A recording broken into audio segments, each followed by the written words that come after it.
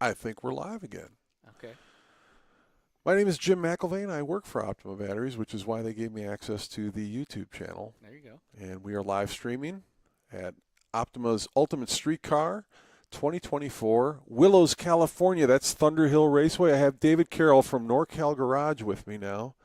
Are you staying here at the beautiful Holiday Inn Express? No, I'm next door, actually. Just a hop, skip, and a jump at the Best Western. Is it the best?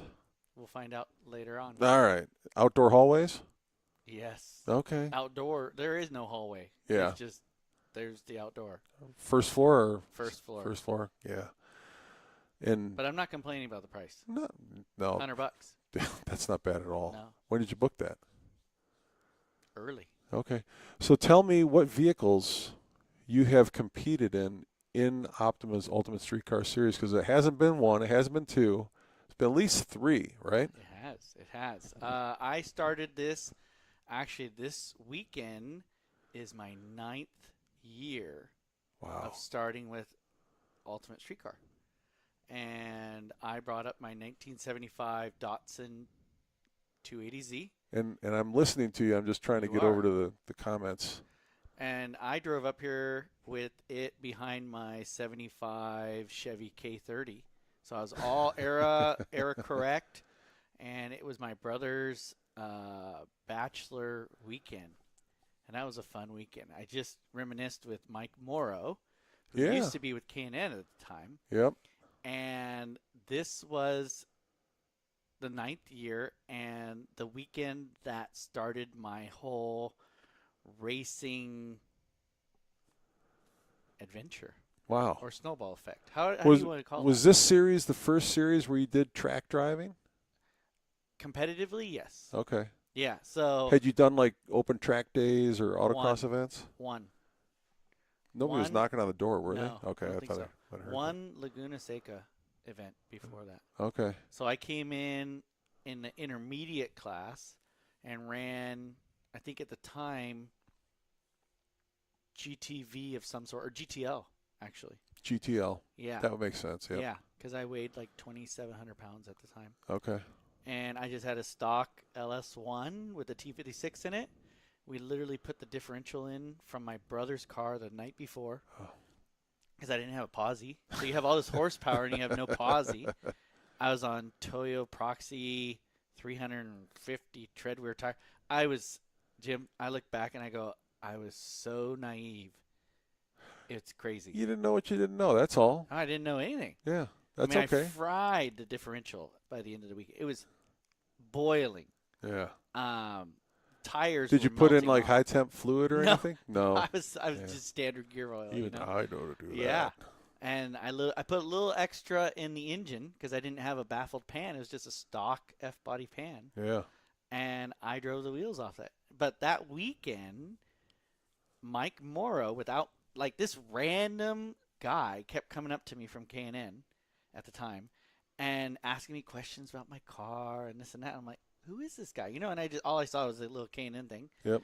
And introduced himself and get to the end of the event, you know, we're at the awards, everybody's doing their thing, and then I think that's when Jimmy used to end with the Spirit of the Event Award. Oh, okay. And you know, I'm thinking, oh, And great. at that time, K&N was the sponsor of that Yes. award, and they Yeah. were the ones. Mike was walking around giving it was. out, wasn't he? Yeah. Yep. And this was early on. I don't know if they were the sponsor prior to 15. That was 2015. 2014 was the first year of the series. But they didn't have the Spirit of the Event Award, or did they? If they did, I think K&N was the sponsor from the very first time Yeah. we offered it. Oh yeah. I don't know if we offered it in 2014, but Okay. they were on board early. But at the end, and awards were done, and Jimmy does his spiel about, you know, what's it all about, and ends up calling my name, yeah.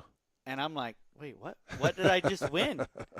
And not to get too emotional, but just several weeks prior, I lost my daughter Oh yeah. as a newborn, Yep. and that kind of was like my out. You know, like my wife's like, okay, go have fun, you know, get Yep. out, do something. And it was like really special because it was my brother and I. and he was getting married literally the Monday we got back. We Yeah. went to the courthouse. He got married on a Monday. He did, but it was like a weird thing, but it was fun. It was whatever. But yeah, that started it. The next car, so that was the 75Z.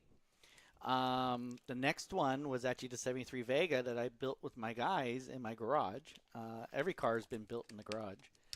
I competed with that. That was a 4-cylinder turbo from Chevrolet Performance, who sponsored the drivetrain, which was really cool.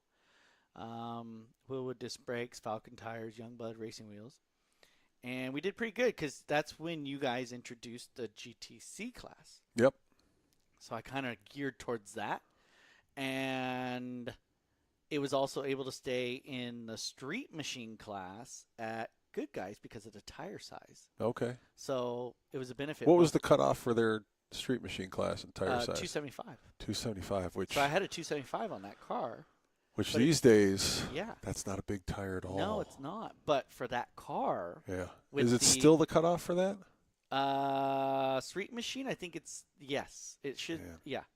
But I ran three or 4 years with that car. And then I had a gap in between. So when I was building the Blazer, I ran the Vega. And then the first year I had the Blazer done competing, which was 2022, Rob drove it at SEMA. And then, so he drove the Blazer as the sponsored entry. Right. That was first year GTT. Yep. And then I brought the Vega because I won it. I won my way in at Willow Springs. Okay. For I the remember GTC that. Yep. class. Yeah. So that was a really good weekend. No Limit Engineering, by the way, sponsors the GTT class. Yeah. Thank you. Yes. Rob and Gregor. Rob is awesome. And his whole crew and Tina and everybody. So. And we had talked about that class for Jimmy and I for a couple of years because he wanted to bring it on. And he's like, they ran an event at Bowling Green and they had like 18 of these trucks. I'm like, they ran one event, one time. And everybody in the country showed up and it was 18. I said, that doesn't feel like a big enough. Yeah. I didn't feel like there were enough trucks built yet to really support a class. Yeah. But I think we're there now. Yeah, in 2022, there was this huge fad and push for the square bodies. Yeah. 21, 22. And that's what drew me kind of to the C10. I've always loved square bodies, as you know. I've had a couple. Lost track, actually. I'm a GMT 400 man myself. I have one. I've got 3. I have a 97. I had a 97 and it's Suburban. Come out soon. It was awesome. It will be out next year. I had a 454. Ooh. 3/4 ton, obviously, and 4-wheel drive. Is dark green. It was fantastic. I missed that truck. That was probably the best SUV that I had. Okay. And I've got a 94 Suburban now, 3/4 ton. It's a unicorn. It's a 3/4 ton, 2-wheel drive, 454. Yeah. 2-tone. Did you propane that? No. No, you can't. No, really, I did you can. You got to figure out where to put the tank. Back. Oh yeah, but the 1 ton and the half ton are, Yeah. and that's a 94 1 ton, 92 half ton. Yeah. So we actually, so Rob, speaking of Rob, No Limit and I are building a OBS together, a GMT 400, and with the help of Chevrolet Performance, we have a brand new LT1 T56 combo from GM. Ooh. Yeah. So when's that coming out, and where is it going to come out? Would he? When it gets done. You got you a know schedule what? on We're it? talking, but I guess I can release that. Yeah, why we're not? thinking. There's nobody currently watching. That's okay. We've had 4 views, so. That's okay. Maybe it's just because me. No, it's me. If I share it, I bet you we'll get a couple views. Okay. So let me see if I can share it. But we're thinking Alabama. You keep talking, and I will share this. It's shareable. Alabama where?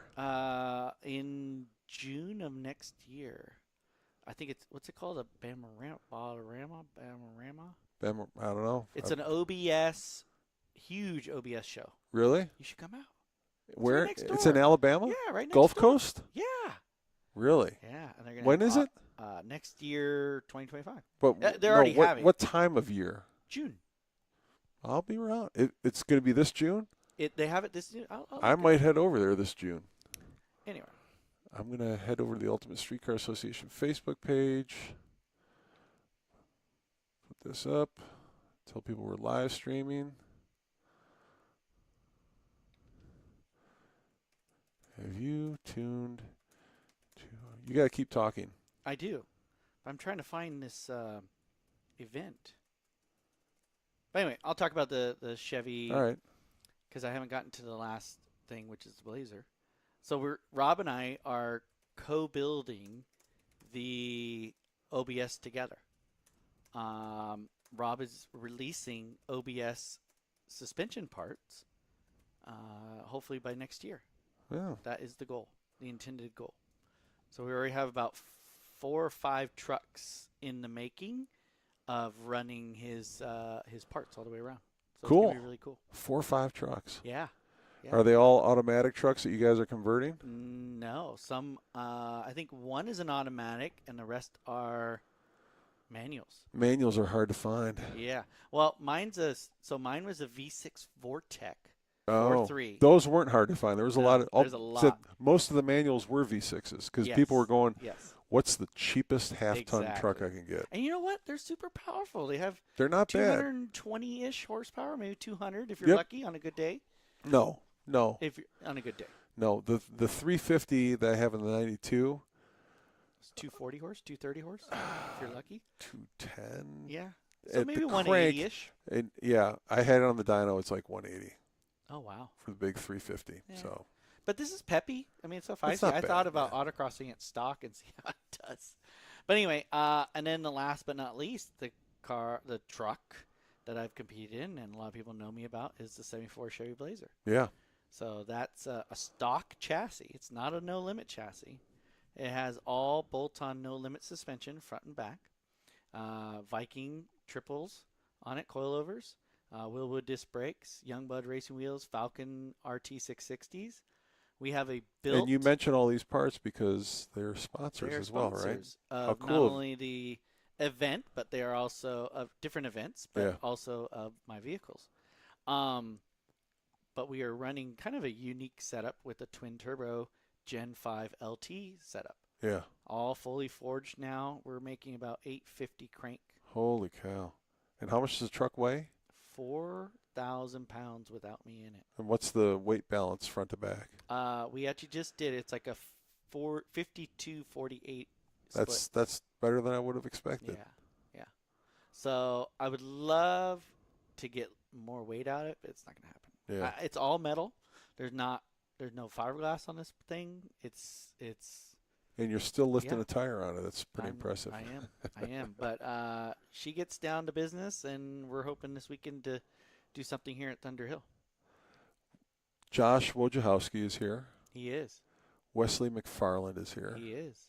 Who else is here in the Dustin no limit Reed. junior GT class? Dustin Reed is here. He's Yeah, fast. He is. I call him second place Reed. Oh, I'm just fighting words. It is. We've been going back and forth for the last week, but we That's it's what the really- series is, it's, though, right? It's about fun. Friendly competition. It is.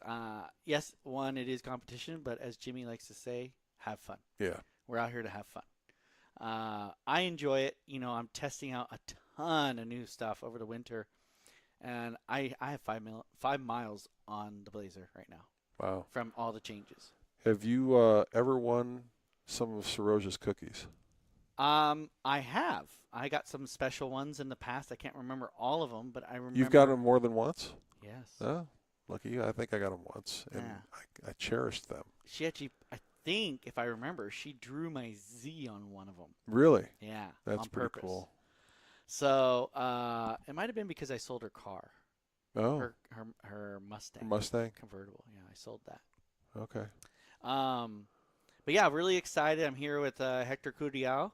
He's in a 18 ZL1 Camaro in the GT How do class. you pronounce his last name? Curial. How do you spell it? Curiel. And Curial. Because I've been calling him Curiel. No, it's Curial. Curiel? You have to roll the R. Curiel? It's Mexican, but I'm gonna or work on Spanish it. name, but Yeah. yeah. I apologize. Curial. For Miss Curiel. Yeah, there you go. All right. Close enough. Hector, I apologize for mispronouncing your last name on previous podcasts and not podcasts, but on live streams. That's not my intent. No, that's okay. I usually just like yelling his name like we're in Troy. Hector! He likes that. Yeah, that's fun. But he's Curiel. one of the crew guys. I'm here with Wesley, McFarlane with Square One Vintage. He's done everything to that truck. I've driven that truck at LS Fest. I've won one title in that truck. It's been great. What's cool is I'm actually driving Hector's car on Monday at a special track day. So Oh, I'm actually leaving this event and going to another event, what's the track? Willow. Willow. Okay. Yeah, so I'm really excited. I can't say for what, but I get to go down there and have a cool track day. Now, this series has run at Willow, Yes. right? Yeah. And that's in Southern California, right? It is Lancaster-ish. Out in Lancaster. is that a county? No, the city. No, what's the county? Ugh, I don't know. It's the big county that is like King of the Hammers in that same county. I don't know. Close, maybe. Inland probably. Empire, though, Yeah, right? probably. Yeah. But I'm excited. Is Willow's the track that they based that Cars movie on? Did you see the Cars Disney cartoon movie? Oh, well, yeah.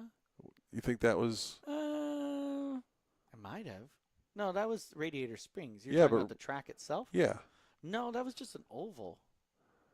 I didn't see Cars. Number one? It seemed like what I saw of it was Oh. similar terrain to Yeah. Willows. Yeah. Why do they call it Willows? I don't know. I really don't. You think that's confusing for people because we're in Willows, going to Yeah. Thunder Hill? Yeah, and I'm going down to Willow Springs. Yeah, You think they would call it Willow Springs instead of Thunder Hill? yeah. I don't know. All right. But this is a fun track. I'm excited. I hope the weather holds up. I think It's looking dry tomorrow. I told those guys that were just in here. We had Kyle Nemechek and Jason. Yeah. That even if it rains, I like that it rains every once in a while in the series because they're street cars and you got to drive them in the Yeah, rain. And some of totally. these guys, Danny Weller was just competing down in Vegas in the rain a couple weeks ago. He's like, I'd love some rain because I'll have an advantage. Exactly. Although the all-wheel drive cars will also have an advantage in the rain. A little bit. but it's good for the legitimacy of the series that we run in the rain as long as there's no lightning. And the other thing I like is the photography. A lot of times it's phenomenal in Yeah. the rain. Yeah. Because it's not just the spray coming off the cars. You get the reflection from the surface and makes for very cool photos that are some of people's favorite Yeah. photos of their cars. I did have some questions for you. I've All always right, let's go. wondered because your background is so intriguing of what you've done. So intriguing that we have One one I like it. person. Yeah. And what new parts are on the C8 Racer wants to know what new parts are on the Blazer. Well, Before we get to questions about Okay. Jim, let's talk about the Blazer. we have a new RXT McLeod clutch. It's a dual disc setup. We have new gears from Strange. What gears? I went from a 350 to a 389. Okay. So shorter gears. I'm hoping to use more of a second gear type of run on the autocross versus first gear.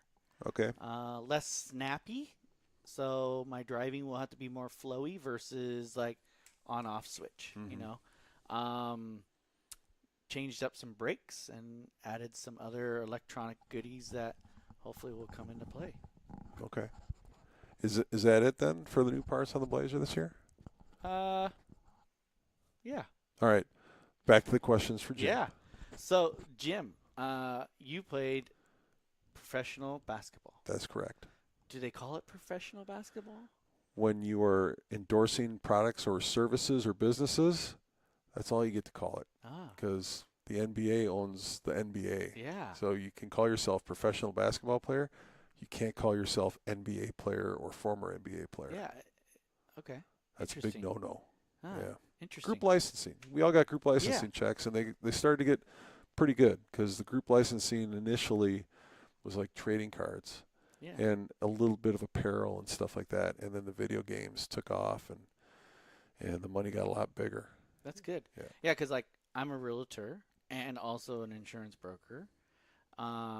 But as a realtor, we pay to have that realtor logo or, like you said, the Mhm. licensing in order to use that Yeah. after our name. So I'm curious, jobs. Like, when you think of somebody that played the NBA, they're like, oh, they're a rock star. They get the big paychecks. Why they have to work? But you have mentioned in the past you still worked. Yeah. You did other odd jobs as well. I don't know if they're odd, but different jobs. Yeah.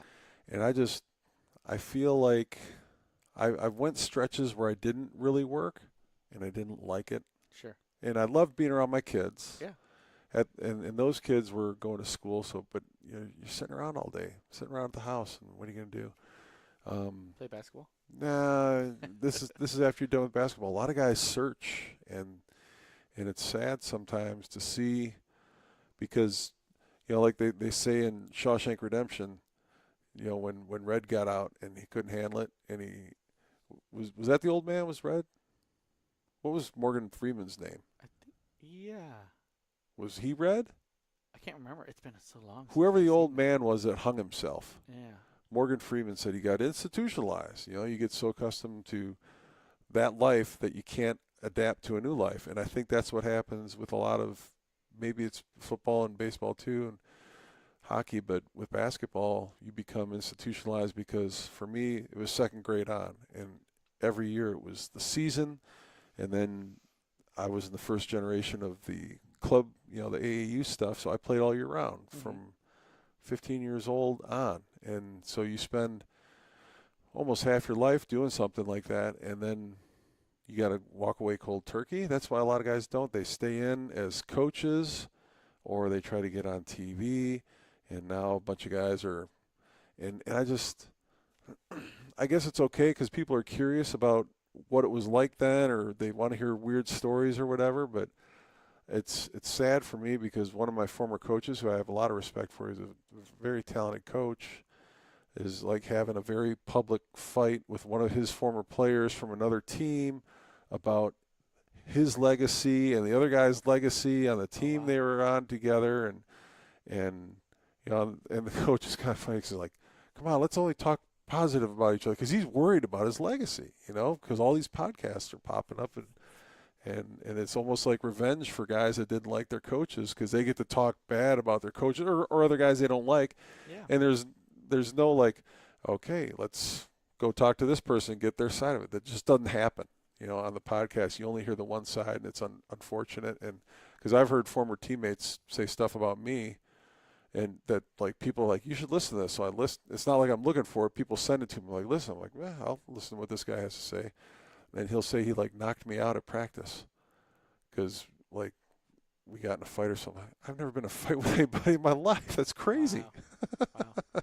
Trying to make up stories. Now that guy did run into me in practice, and he broke his nose because I didn't move. I took a charge. Maybe he was the one that and I think after he broke his nose and blood was streaming down his nose, he wanted to come after me, and people held him back. I'm like, all I did was stand here. You made a choice. Doing your job. You made the choice to run into me. Yeah.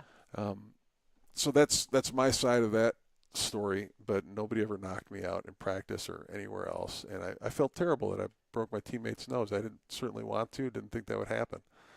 But you only get the one side. So it's sad for me to see these guys.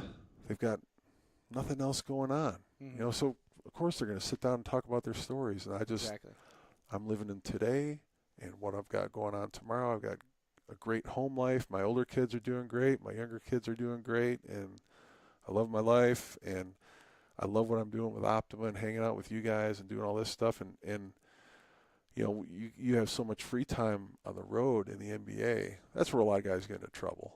And I didn't go out. Too much downtime. Yeah. What are you going to do? You get into town, you practice, typical schedule.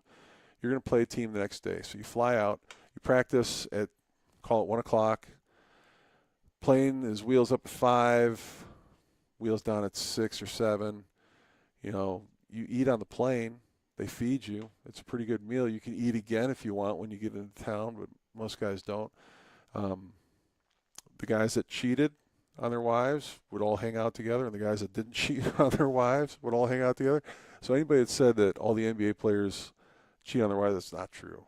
Most of them did, but some of them didn't. I was in some that didn't, and I'm not going to judge the guys who did. Yeah. Some of them were in relationships where the wives were like, that's cool. Like AK-47's wife, Andre Kirilenko, she gave him a hall pass once a year.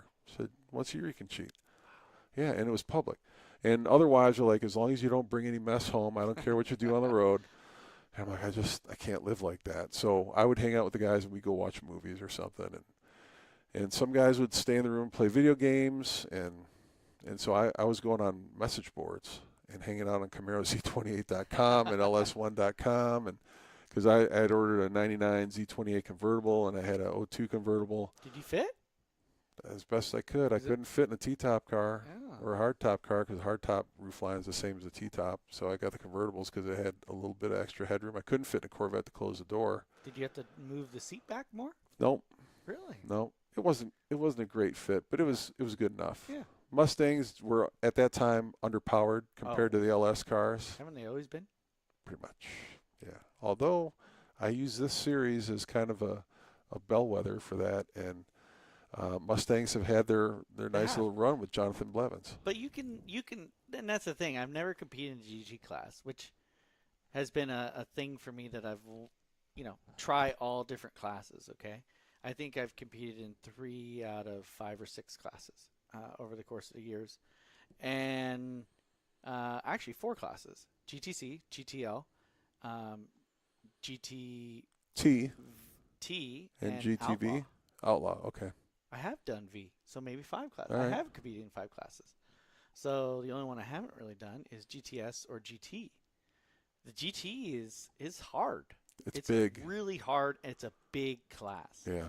And you have a lot of like cars. It's hard to differentiate yourself. It is. And, I look at my friend Matt Ramirez. I look at Dave Schatz. I've looked at Big John Faulkner. Yep. And the amount of work that they do, and those guys are like top 5 all time. Yeah. No matter what they do. And I'm not just talking about the driving aspect. I'm talking about D&E and all the stuff that they do to their cars, because you have to set yourself apart in that group. Otherwise, you blend in too easy. Yep. I'd be curious how that group would go if I was able to be a driver, in the right car. I'm curious if this camera stopped running. Uh-oh. Did you hear it click? Did it? No, it looks like it's still running. Oh, that's good. Yeah. So that means we're still live. Yes. Hey, did you hear about my garage? My shop. Your shop? I think you told me a little bit about it. Where's the product? Tell folks what it is and where you're at with it, what your goal is for it. So I call myself Norcal Garage, and I have for a while. So I say I've always wanted my own place, my own shop, lifts and stuff like that. So I waited about 5 to 6 years for this one particular building that I knew would be perfect for what I wanted to do. It was about 8,000 square feet, which seems a little big for perhaps a first shop ever. The lease was right. The price per square foot was perfect. And when I mean perfect, I mean like less than $1 a foot. And that's unheard of in my area. Yeah, So I took it. We had to fix it up a little bit, a little bit of tenant improvements, a lot of cleaning. But now I have 3 lifts in there. Hopefully we'll have 6 or 7 coming up soon. But the main focus is actually car storage, not necessarily just working on cars. Now, I work on my cars and my buddies' cars, but that's a small portion of the business. The business goal is storage or to entertain the car entrepreneur. And I saw this video recently of this guy. It's on YouTube. That they started this facility. It was 5 or 10 acres. They had large warehouse style parking where they stored their classic cars or whatever cars inside. They probably had 100 cars inside. Yeah. There's a on-site repair facility where you can either rent a lift or bay or have your own shop. There was RV storage, there's boat storage, there was trailer storage. So anything that pertained to the guy that maybe lived in town, small townhouse, whatever, but had access funds and had all these toys, could go and play or hang out and have his own off-site location and not have to worry about the HOA complaining. Yeah. So I'm trying to figure out how we could do that in the area that I'm in, which is the South Bay or Bay Area, which is Morgan Hill. But real estate's really expensive right now. It seems like it. but the county is really restrictive on what can occur within the county. So I don't know. We'll see. We have a lot of storage places around, but They'd rather it be a dispensary because you need another one of we those. do have yeah, or another Taco Bell, or I think our town has the most Starbucks per square mile Wow, in like the all of California. I believe it. I think New York's number one. Yeah. But so that's me, Norcal Garage. We're just doing classic car storage, really, Okay. and it's going well. We're almost full on the ground, but the intentions are to start going up. So getting lifts and having elevated storage. Interesting. Yeah. So, Throttle Stop in Elkhart Lake. Have you ever been there? No. It's a relatively new facility. I think they've built it probably within the last 5 years. But they have lifts. I'm trying to remember if it's 3 high or just 2 high. But they expanded. They built another warehouse across the street, and it's like the perfect idea in the perfect location. Yeah. And you know Because where you else? just fly in, you drive up there. You know where else they could have one? Next to any racetrack in the country. They could have one here in Willows. Guys would leave their cars here and then just come Did you up. see the new buildings here? No. There are 2 new large buildings, and they extended the footprint of the autocross area, skid pad. But yeah, there's 2 new large buildings. They're probably 8,000, 10,000 square foot each. Well, Willows was smart. They put a lot of buildings on the property, so there's a lot of garage space there already. But I'm talking about Thunder. Or Hill, yeah, Thunder Hill. Yeah. They put a lot of garage space on the property. That's There's 2 new buildings there, so they're really good for nice. them. Yeah. And Utah Motorsports Campus has a lot of buildings on site. That's a beautiful VIR, Yeah. Road America has none. So why wouldn't the Throttle Stop show up? And they like filled up with cars right away. I think part of it was the owner's collection, but I saw Yancey Johns' Torino in there. Mm. And it wasn't his, obviously, at that point. It was somebody else's, but it found its way up there. Former OUSCI car. Yeah. Did you mention Road America? Yeah. Do you know I'm going for the first time? You've never been to Road America? I've never been. Wow. All my family, as you know, this a Wisconsinner. Yeah. I get to Wisconsinite. go. Wisconsinite. Sorry. Wisconsin. Cheesehead. Sorry. California. Wisconsin, Indiana? Is it a water fountain or a bubbler? Bubbler. Okay. It's a water fountain. Not in that state. Is it a soda or pop? Soda in that state. Oh, okay. I've heard both. Yeah. But I get to go. End of June. I'm excited. I'm First time. I'll be there. I know you will be. Right after the GMT 400 event in Alabama. Yeah, that's true. Actually, I think it might be the same weekend. If it is, I won't be there. Yeah, I think it is. It might be. But I'm excited. This is it'll be my first time. I don't know what I'll be in yet, but I definitely will be out there. What are your plans for hauling stuff out there? How are you going to get it there? I don't know. I might be driving something else. All right. It's already out there. Oh, okay. We'll see. As I always mention, I have storage space available. I know you do. So if people need to leave stuff, Danny Weller's left stuff there before. Dave Schatz left his car at my place in Florida. Ted Barnes, Dan Banks, and a couple other Trans Am guys have left their stuff. I've got room for everybody in both places. Yeah, you do. So yeah, we were talking about how I got into this.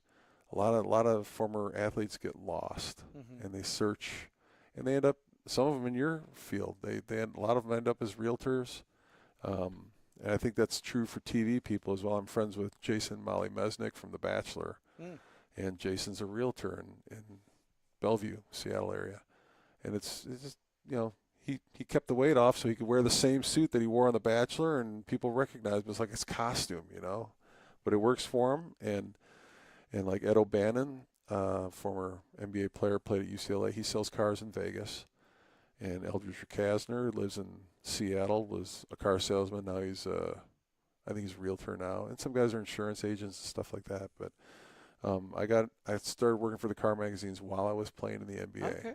And because of the message boards, that's how I met Johnny Hunkins, who at the time was the new editor at GM High Tech Performance, and then became the editor of Popular Hot Rodding, and eventually became the editor of Hot Rod and Carcraft, and he's still working the magazine business. He gave me my start, and I was running a Midwest F-Body Association track day event at Road America, and Johnson Controls had just purchased Optima batteries, so Cam Douglas moved from Colorado to Wisconsin and came up, and I think he ran his Corvette at Road America and blew it up. Oof. Yeah, and drove it up from Milwaukee and needed it towed back to Milwaukee, and I'm right there. I got my car hauler. I'm like, yeah, it'd be great for the club. Maybe he'll give us a free Optima battery to give away to the club. And so I ran him down to Milwaukee. He's like, you don't mind? I'm like, no, it's fine. I tow my ski boat out to Lake Mead and rent a houseboat. And he's like, you tow to Vegas? I'm like, yeah. You want to tow SEMA vehicles? I'm like, yeah, that's fine. So that's how I got started with Optima. I towed SEMA vehicles out to Las Vegas, and then I'd fly home, and they'd fly me out at the end of the week, and I'd haul them back. And sometimes Cam would ride with me, sometimes he wouldn't, but we'd have conversations about Optima and message boards, because that was the big thing at the time. Mm-hmm. And then Facebook started up, and they needed help, and they asked me if I wanted to do it. I said, yeah, you need help. I don't know who you're going to figure out to do that. And they're like, we were kind of thinking you. So they hired me on as a contract worker for the first couple of years, but it was full-time work. It was only supposed to be 20 hours a week, and it was never less than 40. And they wanted to hire me full-time pretty quickly, and I said, Cam, I'm supposed to work 20 hours a week. I'll spend 20 hours a week commuting from my house up to Glendale. I don't want to do that.